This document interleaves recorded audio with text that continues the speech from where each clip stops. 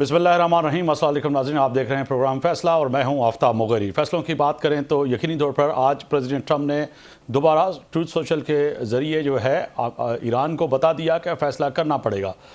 वो फ़ैसला जो कि यकीननी जोहरी मुआहदा और उस पर वाज़े तौर पर तस्वीर शेयर करते हुए प्रेसिडेंट ट्रंप ने बताया कि अगर आप जोहरी मुआहदे पे मुआहदा नहीं करते और समझ में नहीं आ रही तो फिर तैयार हो जाएं, जो कि बारहा प्रेसिडेंट ट्रंप कह चुके हैं कि फिर हमला होगा, फैसला होगा। अगर कहा जाए कि आज जो है बरतानिया के बादशाह यानी कि आज उनके जो तकरीब थी, आज उनको जिस तरह से कह सकते हैं कि वाइट हाउस में जिस तरह से बात हुई तो उनको सामने कह दिया कि अब जो है किंग चार्ल्स भी चाहते हैं कि जो है ईरान के पास जोहरी हथियार ना हो। मगर उसके साथ साथ कहा जाए कि अब दुनिया में ये भी बातें होने लगी हैं और ख़ास तौर पर बरतानिया और दीगर ममालिक और ख़ास तौर पर इंटरनेशनल अफेयर्स के जो एक्सपर्ट हैं वो भी कह रहे हैं कि प्रेसिडेंट ट्रंप ने इस तरह से जो बात की है लेकर जो है किंग चार्ल्स के हवाले से कि उन्होंने अगर कहा भी तो फिर उस बात को पब्लिकली नहीं कहना चाहिए था, क्योंकि बरतानिया की हुकूमत वाज़े तौर पर उस पर पॉलिसी बयान दे चुकी है और किंग चार्ल्स जो है उनका काम नहीं है कि वो किसी भी मुल्क के हवाले से कोई ऐसी गुफ्तगू करें। मगर उन्होंने आज उनकी मौजूदगी में वाइट हाउस के उस जो है प्रोग्राम में वाज़े तौर पर कह दिया कि ये आप शुक्रिया अदा करें कि जो है बरतानिया का, नहीं तो आप अंग्रेज़ी भी नहीं बोलते। तो कहा जाए कि कहीं ना कहीं जो बातचीत जो इस वक्त ईरान को लेकर अमेरिका से लेकर रूस और चाइना तक जो है इस वक्त जो सूरत हाल है, जो जूं के तू है, इस वक्त जो कह सकते हैं कि तमाम जो एक्सपर्ट हैं वो यही कह रहे हैं कि उम्दा तरीके से इस वक्त मजबूती तरीके से जो है जो बयानिया है, जो बयान कर रहा है ख़ास तौर पर ईरान, वो बड़ा अहम है। ईरान ने अपना नुक्ता नज़र, अपना मौक़िफ़ जो है बड़ा शानदार तरीके से रखा भी है और उसको बयान भी किया है।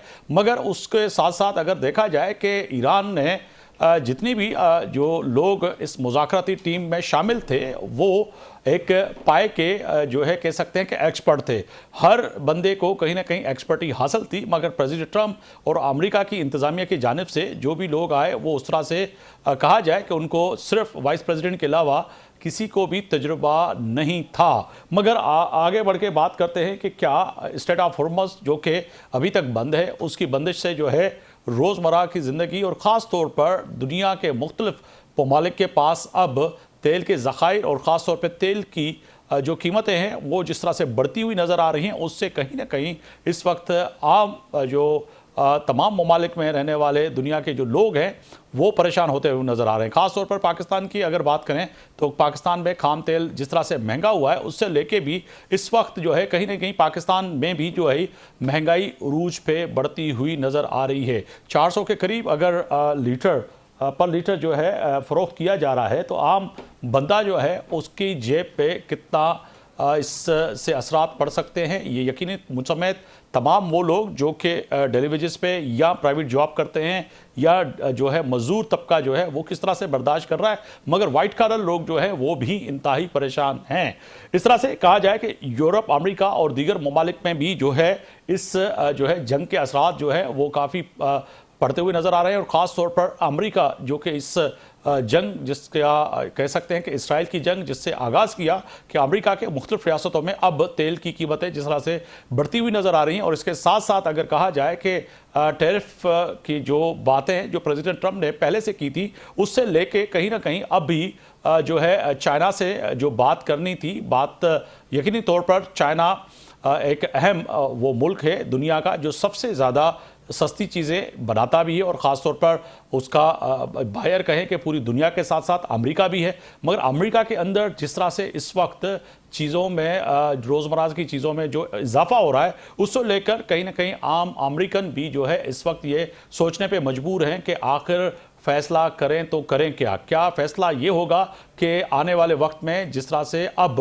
61वें दिन में जंग में कदम रखने जा रहे हैं और फिर अमेरिकन के आइन के मुताबिक कि प्रेसिडेंट ट्रंप को जाना पड़ेगा कांग्रेस के पास। अगर वो नहीं जाते तो भी कहीं ना कहीं फिर अदालत इसमें इन्वॉल्वमेंट करेगी और फिर जो है इस से भी कहीं प्रेसिडेंट ट्रंप नहीं बच सकेंगे। मगर उसके साथ साथ अगर बात करें कि एक सवाल बड़ा अहम ये भी पैदा होता है कि 61वें जंग में दिन में दाखिल होने के बाद अगर प्रेसिडेंट ट्रंप जाते हैं तो मिड ट्रंप में फिर शिकस्त का सामना यकीनी तौर पर होगा। अमेरिका के मुख्तलिफ रियासतों में आज कह सकते हैं कि ट्रंप का जो है कह सकते हैं कि वोटर जो है इस वक्त परेशान नज़र आ रहा है। कहीं ना कहीं ये भी सवाल उठता है कि प्रेसिडेंट ट्रंप को जब वोट दिया था तो उन्होंने कहा था कि हम जंगों के हिमायती नहीं हैं। प्रेसिडेंट ट्रंप 12 मुख्तलिफ जगहों पे ये कहते हुए नज़र आए कि 8 से ज़्यादा जंगें मैंने ख़त्म करवाई हैं और ख़ास तौर पर पाकिस्तान और हिंदुस्तान की जंग का भी वो कहते हैं कि मैंने ही अगर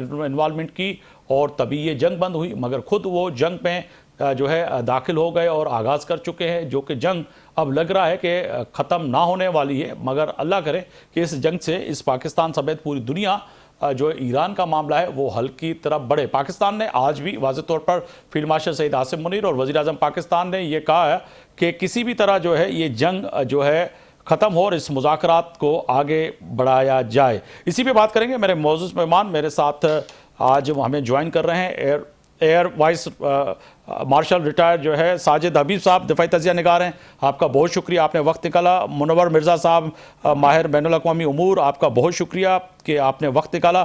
साजिद हबीब साहब, फरमाइएगा कि प्रेसिडेंट ट्रंप का आज का ट्वीट वाज़े तौर पर जो नज़र आ रहा है वो बड़ा अहम है।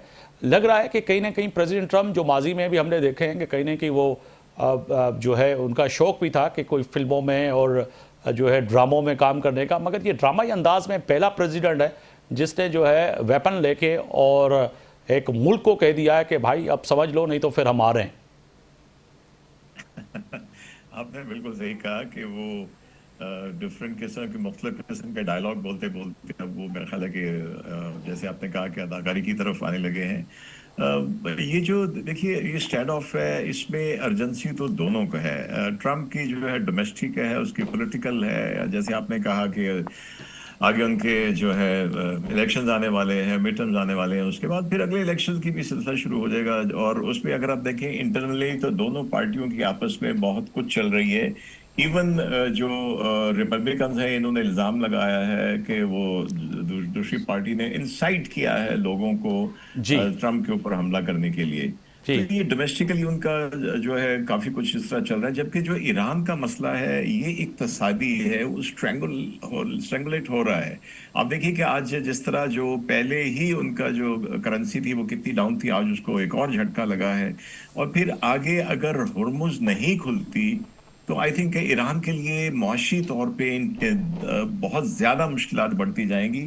तो जब गेटिंग बैक टू ट्रम्प, आप देखिए कि मार्को रूबियो ने फॉक्स न्यूज से बात करते हुए कहा, उसने तारीफ की ईरानियन टीम की कि उनका ये बड़े अच्छे नेगोशिएटर्स हैं। जी और उसने कहा कि जो अभी जो प्रपोजल आया है, जो मैं समझ रहा था ये उससे बहुत बेहतर प्रपोजल है। लेकिन वही बात है कि प्रेसिडेंट ट्रम्प जो है वो न्यूक्लियर के इशू के ऊपर अड़े हुए हैं, क्योंकि जितनी कुछ मैं समझता हूँ कि उनको सुर्खी उठानी पड़ी है।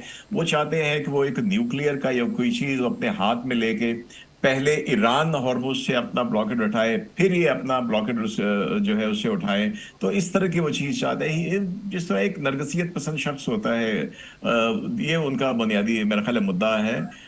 लेकिन मैं समझता हूँ कि दोनों तरफ कहीं ना कहीं एक और एलिमेंट जो मैं मेंशन करूंगा कि हार्ड लाइनर है। आप मार्को रूबियो का बयान देखिए, जेडी वैंस का देखिए, और पीट हेग्सेट जैसे लोग हैं। इसी तरह इस साइड पे आइए, अगरचे बज़ाहिर जो नेगोशिएशन ईरान की तरफ से कर रहे हैं वो इराक़ी हैं या उनके दूसरे सिविलियन हैं, लेकिन मैं समझता हूँ कि खमेनाई साहब के बाद उनका IRGC का कंट्रोल बहुत सख्त हो गया है। यानी कि मिलिट्री कमांडर जो है उनको ये भी जोम है कि उन्होंने बड़ा अच्छा परफॉर्म किया। तो आई जी थिंक जो उनकी ड्रॉ की हुई रेड लाइंस हैं, तो इराक़ी हो या इनके सिविलियन डिप्लोमेट्स हो, वो उसी के अंदर ऑपरेट कर रहे हैं। लेकिन खुशाइन बात यह है कि अभी तक कोई जंग की तरफ बढ़ने के इम्कानात मुझे तो अभी तक नजर नहीं आ रहे। तो उम्मीद रखता हूं कि आगे बेहतरी की तरफ जाएंगे। बिल्कुल साथ ही रहेगा सर। मुनव्वर साहब, आपकी तरफ आऊँगा। मिर्ज़ा साहब, फरमाइएगा कि आज प्रेसिडेंट ट्रंप का ट्वीट, उस पर भी बहस हो रही है कि पहले प्रेसिडेंट है जिसने जो है वेपन के साथ 12, मैं इसीलिए इस पर जोर दे रहा हूँ बार बार, क्योंकि अब जो है पूरी दुनिया में यकीनन इस ट्वीट को लेके बहस भी हो रही है और इस पर हर कोई अपना नुक्ता नज़र पेश कर रहा है। सर, क्या ऐसी जंगों मैदान में एक मुल्क के सरबराह को सीरियस होना चाहिए, सीरियस बात करनी चाहिए? मगर ये तो टीन एज बच्चे जो होते हैं वो, जैसे हम स्कूल और यूनिवर्सिटी लाइफ में जब देखा करते थे और सुना करते थे, पढ़ा करते थे, तो इस तरह की हरकतें नज़र आती थी। मगर एक मुल्क के प्रेसिडेंट को एक सोशल मीडिया ट्रुथ पे आके और एक वेपन एआई जनरेट की हुई तस्वीर खुद वो अपने ही अकाउंट से शेयर करते हैं, मकसद क्या है, बताना क्या चाहते हैं? देखिए, एज ए एंकर या माहिर, आप जो भी कोई राय प्रेसिडेंट ट्रंप के बारे में रखना चाहें आप रख सकते हैं, लेकिन सबसे पहली जो बात आपको आपके जहन में होनी चाहिए वो ये है कि पाकिस्तान एक मीडिएटर है और पाकिस्तान को मीडिएटर बनाने में सदर ट्रंप का एतमाद बहुत ज्यादा इम्पोर्टेंट था। उसके बाद ईरान का एतमाद पाकिस्तान को हासिल हुआ है कि ईरान ने कहा कि हाँ हम पाकिस्तान को मीडिएटर बनाना चाहिए। तो पहली बात तो आप ये, मेरा अपना ख्याल है कि पाकिस्तान को इस बात के ऊपर, और पाकिस्तान के जो लीडर्स हैं इस वक्त, आसिम मुनीर साहब हैं या वजीर आजम साहब हैं, उन्होंने इस डेलिकेट बैलेंस को न्यूट्रल होने के मेंटेन किया हुआ है। ना हम इस तरफ है अमेरिका की तरफ है, ना हम ईरान की तरफ है। और गलतियां ईरान से भी हुई हैं, जैसा कि अभी आपके गेस्ट ही बता रहे थे कि उनके यहाँ जो पासदारान इनकलाब हैं उनका होल्ड खामेनाई साहब के बाद बहुत गैर मामूली हो गया है, जिसका नतीजा ये निकल रहा है कि जो मिलिट्री लोग हैं वो डोमिनेट कर रहे हैं सियासतदानों को। आप बताइए, वहाँ प्रेसिडेंट साहब मौजूद हैं, वहाँ पर फॉरेन मिनिस्टर मौजूद है, लेकिन डोमिनेट कौन कर रहा है? जिनकी बातें आप सारे दिन पाकिस्तानी मीडिया के अंदर बैनर हेडलाइंस के तौर पे और ब्रेकिंग न्यूज के तौर पे चलाते हैं, वो जो है वो पासदारान इनकलाब के बयानात हैं जो सख्त गिर समझे जाते हैं। आखिरकार वहाँ पे रिफॉर्मिस्ट भी हैं ईरान के अंदर। देखिए, इवन जो इस वक्त के प्रेसिडेंट है, ही इज अ रिफॉर्मिस्ट। इससे पहले न्यूक्लियर डील जिसने की थी हसन रूहानी साहब, मैं वहाँ मौजूद था, मैंने फॉलो किया। 2 साल तक मैं उस मुज़ाकरात को, न्यूक्लियर डील को फॉलो करता रहा। जावेद ज़रीफ साहब थे, लाजवाब किस्म के फॉरेन मिनिस्टर थे, उनसे मेरी कई मरतबा मुलाकातें हुई। वहाँ बहुत अच्छे लोग भी हैं ईरान के अंदर, बैलेंस किस्म के पॉलिटिशियंस हैं। तो हमारा जो रोल है पाकिस्तान का, हमें उस पर गौर करना चाहिए। ट्रंप के वोटर ने क्या कहते हैं, अमेरिका में क्या होता है। देखिए, जो आपने फरमाया अभी कांग्रेस का इतना लंबा चौड़ा कि एक शख्स, मैं आपको क्रिटिसाइज नहीं कर रहा, मैं सिर्फ आपको प्रोसीजर बता रहा हूँ, क्योंकि 2 साल में अमेरिका में रहा, वहीं पढ़ा है। अमेरिका का 4 मरतबा डेमोक्रेट्स ने गुज़िश्ता 60 दिन के अंदर सदर ट्रंप के खिलाफ वो करारदाद पेश की है कि इनके पावर को कटेल किया जाए वॉर का। हर बार वो ओवरवेलमिंग मेजोरिटी से मुस्तरद हुई है वो करारदाद। तो 61 दिन बाद कुछ भी नहीं होगा और इस किस्म की कोई चीज नहीं हो सकती, कोर्ट के अंदर जा ही नहीं सकते, इसलिए कि प्रेसिडेंट को अख्तियार हासिल है कि वो इसे वीटो कर दे। एक बात। तो दूसरी बात यह है, अमेरिका के लोग जाने, अमेरिका के वोटर जाने, वो उनके इलेक्टेड प्रेसिडेंट है, हमें उनकी इज्जत करनी चाहिए, वो हमारी इज्जत करते हैं हमेशा। वो पाकिस्तान को कहते हैं, मैं पाकिस्तान से बहुत मोहब्बत करता हूँ, पाकिस्तान की बहुत रिस्पेक्ट करता हूँ, लेकिन मैंने यहाँ पर एक बात नोट की है कि पाकिस्तान के लोग जो है वो खासतौर पे जो माहिरीन वगैरह है, वो उनका जो एटीट्यूड है वो वाला नहीं है मैच्योर किस्म का जो कि होना चाहिए एक मीडिएटर का। वो उनको इस तरह, भाई हमें क्या जरूरत पड़ी है क्रिटिसाइज करने का? ईरान जाने और अमेरिका जाने, उन दोनों ने जंग किया है पहले हुर्मुज के ऊपर। मिर्जा साहब, आप कहते हैं कि पाकिस्तान के जो माहिरीन हैं या नुक्ता नज़र जो है पाकिस्तान का जो पेश करते हैं, वो जो है दोनों अतराफ से जो है बच बचा के बात करें और नुकात जो है उस पर डिस्कस करें, बजाय जो तनकीद के, चाहे वो प्रेसिडेंट ट्रंप हो या फिर ईरान हो। आप ये कहना चाह रहे हैं? बिल्कुल, मैं ये कहना चाहता हूँ, इसलिए कि आपने रोल क्या इख्तियार किया है। आपने पूरे 75 साल में आज तक आपने किसी तनाज़े में, आप मुझे बताइए कि हमने मीडिएटर का रोल प्ले किया हो, हमने कितनी मतलब कोशिश। मगर मिर्जा साहब, यहाँ पे कता कला माफ कीजिएगा, यहाँ पर ये सवाल ये पैदा होता है, साजिद हबीब साहब इसका जवाब दे सकते हैं, मगर ये सवाल पैदा होता है कि यकीनन आप एक एक्सपर्ट हैं, इसके साथ साथ पूरे पाकिस्तान के जो दिफाई एक्सपर्ट है, बैनुल-अक़वामी उमूर के एक्सपर्ट हैं, जंगों के एक्सपर्ट हैं, और फॉरेन अफेयर्स के साबिक सफ़ीर हैं, उनका नुक्ता नज़र जो है यकीनी तौर पर हम जब डिस्कशन करते हैं वो सिर्फ पाकिस्तान की नहीं करते, पूरी दुनिया की करते हैं, और ख़ास तौर पर अमेरिका की भी इसीलिए करते हैं कि इस जंग से अमेरिका भी मुतासर हुआ है, और इसके साथ साथ पाकिस्तान, एशिया और यूरोपीय ममालिक भी हुए हैं, और इसके साथ साथ यकीन नहीं हमारे जैसे मुल्क जो हैं जिनको इंतहाई परेशानी इसीलिए भी है कि आप और मैं रोजाना 400 रुपए का पेट्रोल लीटर दे रहा हूं, तो परेशानी तो होगी। ज्यादा मुतासिर हुए हैं जी, फिर सवाल ये पैदा होता है कि इस जंग के हवाले से फिर हमें तो बात करनी पड़ेगी। अगर ये कहें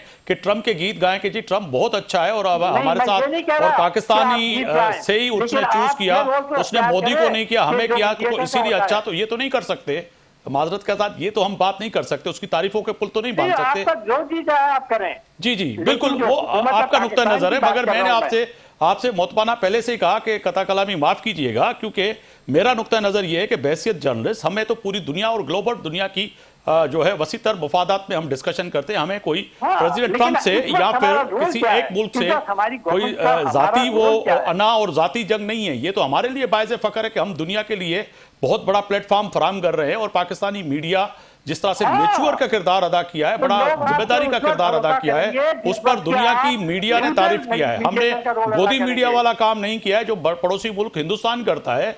कम से कम इस बात को भी तो देखें कि पाकिस्तान के जितने भी दिफाई, सफारती और आप जैसे लोग जब आते हैं तो वो बड़े उम्दा तरीके से पाकिस्तान का मौक़िफ़ और दुनिया के ममालिक के पेश आने वाली सूरत हाल को पेश करते हैं। तो साजिद हबीब साहब, आप इत्फाक करते हैं, क्योंकि मिर्जा साहब का नुक्ता नज़र है वो तो मेरे सराखों पे, मगर मेरा ये सवाल है कि तारीफ तो नहीं करेंगे।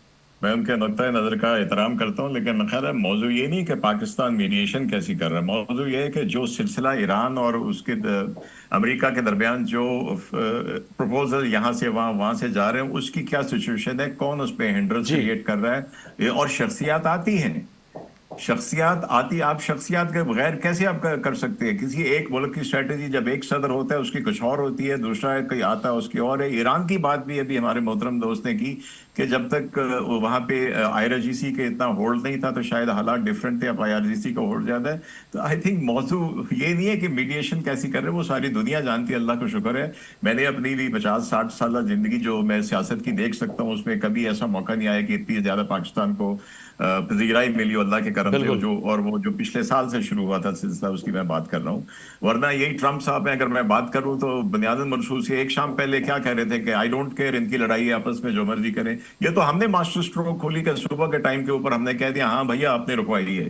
तो आई थिंक और इससे पहले जाएं, माफ कीजिएगा साजिद हबीब साहब, इससे पहले जाएं तो हमारा फोन तक नहीं उठाते थे प्रेसिडेंट। अगर ये देखा जाए, ये भी चीजें हैं, तारीख का हिस्सा है। अरे एक शाम पहले जब हमने भारत की धुनाई की, उससे एक शाम पहले आप देख लीजिए वैंस का और ट्रंप की क्या स्टेटमेंट थी।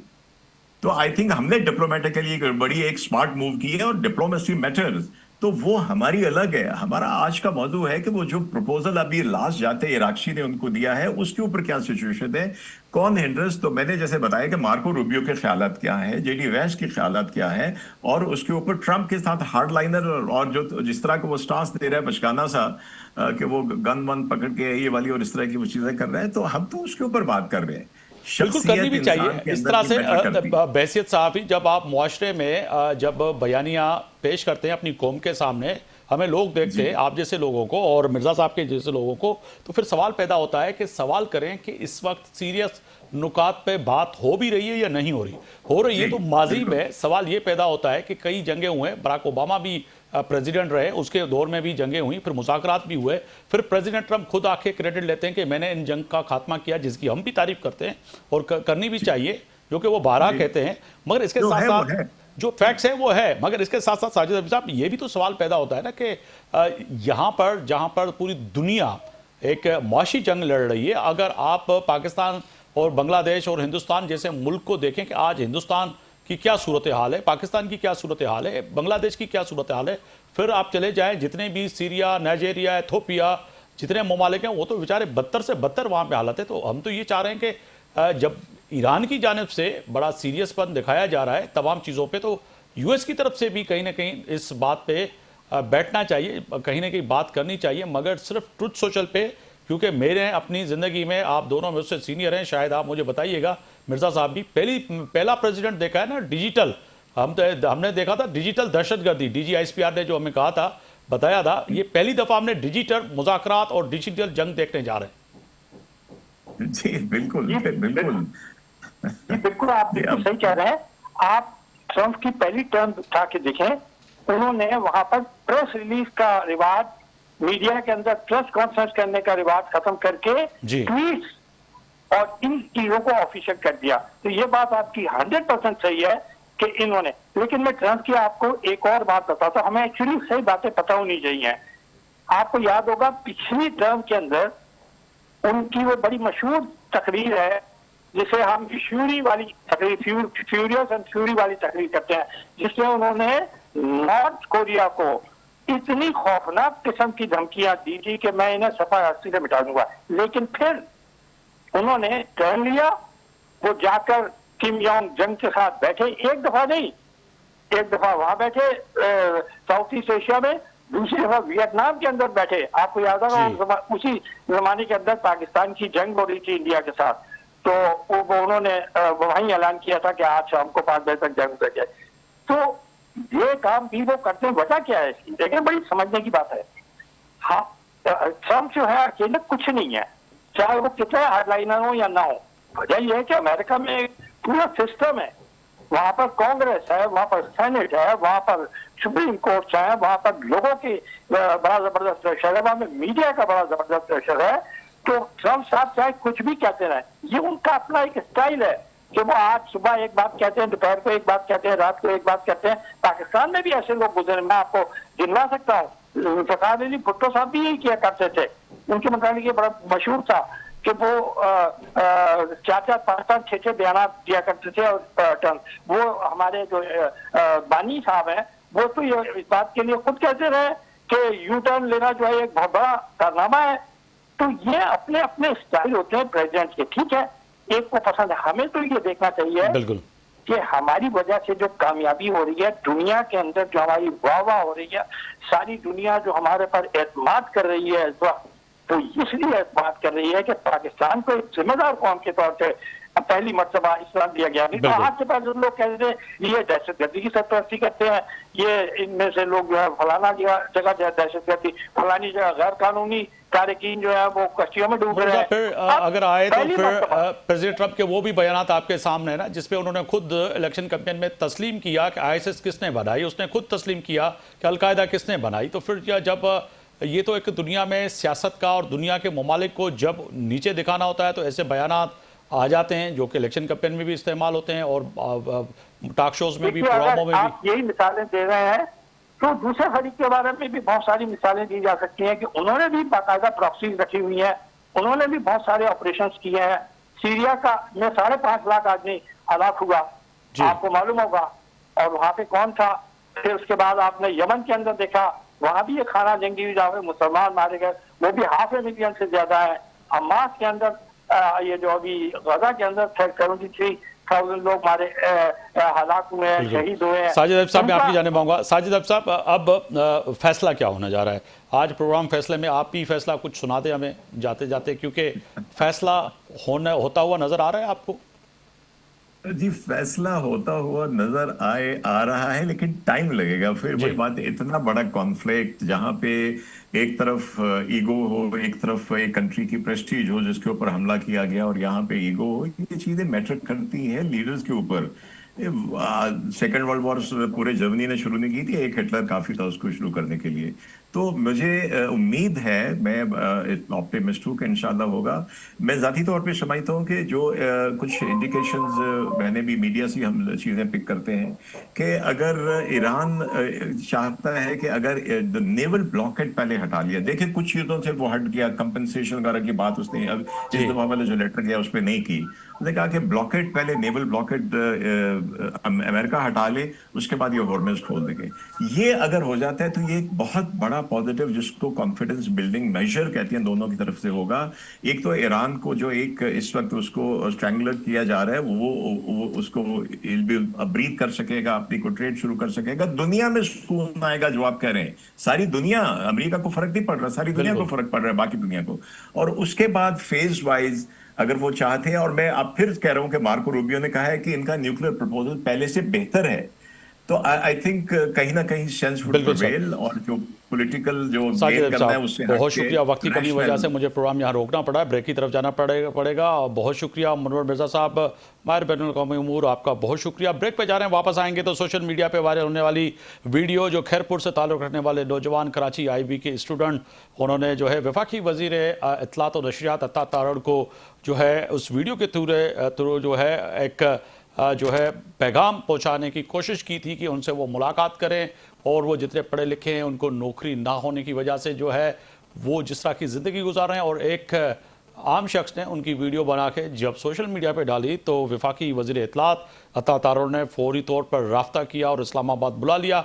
वो भी होंगे हमारे साथ। इसके साथ साथ वफाकी जो है इत्तलात और नशरियात उनके तर्जुमान बराए सिंध राजा अंसारी, वो भी हमारे साथ होंगे। और पाकिस्तान पीपल्स पार्टी से सीनियर रहनुमा और तर्जुमान सिंध हुकूमत सुखदेव भी होंगे। उनसे पूछेंगे कि क्या यहाँ पर तय है कि जिम्मेदारी सिर्फ वफाक की है मगर सूबों की भी होनी चाहिए, क्योंकि इस वक्त कई लाखों नौजवान कराची समेत कश्मीर तक आज भी बेरोजगार हैं, मगर वज़ीर आला सिंध बिलावल भुट्टो मुलाकात क्यों नहीं करते। ब्रेक पे जा रहे हैं, वापस आएंगे तो इसी पे बात करेंगे।